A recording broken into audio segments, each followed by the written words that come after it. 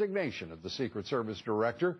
Our first guest says it's about time. Joining us, Congressman Louie Gohmert of Texas, a member of the House Judiciary and Natural Resources Committees. Congressman, good to have you with us. At long last, it seems to many, we found out what it takes to get fired by this president. Yeah, apparently putting the president's life at risk is just enough to get fired, finally. But the problem is, Lou, that she is a symptom of the problem, and she did need to go. It is about time she got fired or resigned, whatever they want to say she did. But keep in mind, Lou, I mean, I go over there, I talk to these Secret Service agents. Most of them are the same Secret Service agents who have performed admirably and loyally for all these years, done a stellar job. But when you put political correctness above all else, just like we have with our rules of engagement with our military that's getting our own military killed, then somebody comes across, they're thinking, oh my gosh, if I let the dog go and it hurts this guy, then I may lose my job because he had a mental issue. Never mind if he has a mental issue, maybe he's the kind of person that would kill the president. You go after them, you stop them at all costs, but political correctness is putting the president at jeopardy. It is getting military members killed. This is the heart of the problem, political correctness. And by the way, this same kind of idea would send 3,000 military into where they can get Ebola that they can bring back. The military's not trained to go catch Ebola and die. They're trained to go in and kill the people that want to come back and kill us. The president's priorities are all mixed up here. All you got to do is shut down traffic in and out of places where there's high risk of Ebola. But political correctness is going to get people killed in all of these areas, Lou. And the reality here, though, Congressman, is that all that you say may well be true, but the fact is that agents fail to interpose themselves to intervene. And this is, I don't think it's sufficient that one director go, although I applaud the president for so doing. What about the rest of the management of that agency?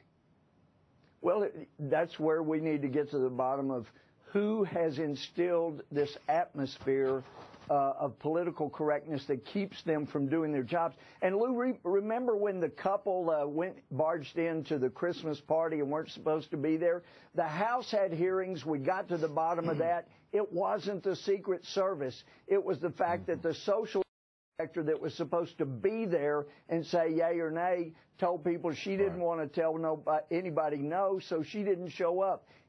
The problem was not the Secret Service then, and the problem here are the political appointees that want to get involved in political correctness. We need to get back to an austere agency that protects the president and says, forget political correctness. We don't care about that. We want to save the president's life.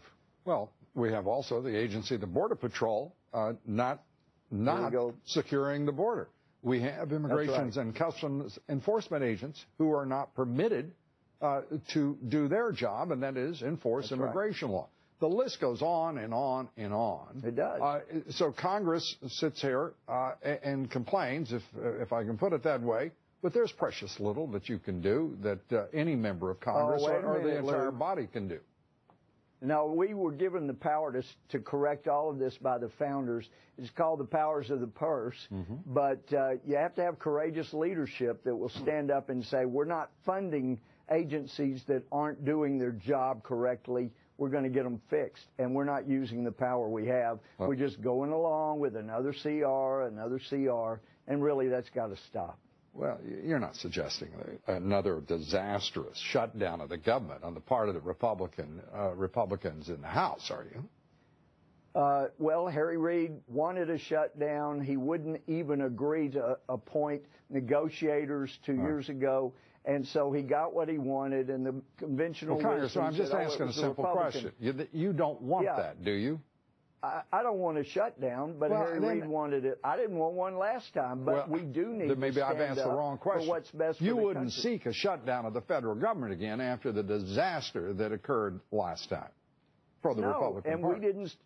And we did not seek one last passing bills right and left, trying to work out a negotiation. As a practical matter, then, if you have set aside the idea of shutting down the government, how can you exert the will of Congress to overcome the problems that you've articulated here? Well, Lou, you have a good feel for what the American people, you are a good representation of what a majority of Americans feel. And so what would be wrong with saying, Harry Reid, we're funding everything you asked for, except this is an issue that's 75% popular with America. We're not going to fund this area. We're going to fix this area. Here's everything else you want except these areas we need to fix. And then dare him. It gives him everything he wants. And then how would he refuse to go along with a 75% popular issue? I think we just don't exert enough influence that the founders intended for us to influence. Congressman, I would have a counter proposal, if I may. We're out of time, so I'm going to have to leave it with this alternative proposition for you to consider. Hey, I love the Lou and Louie conversations. Thank you. Why not win some elections, take over the Senate, and you don't deal with Reid, and then you have, if you will, a little more intensely organized expression of the popular will with control of both houses. Congressman Louie Gohmert, that's a great idea. Why didn't we do a CR that would end next year instead of December? That would have been only one counter proposal to your proposal. That's all the deal. Okay. Congressman, great to have you with us. Congressman Louie Gohmert. Thank you, Luke. The head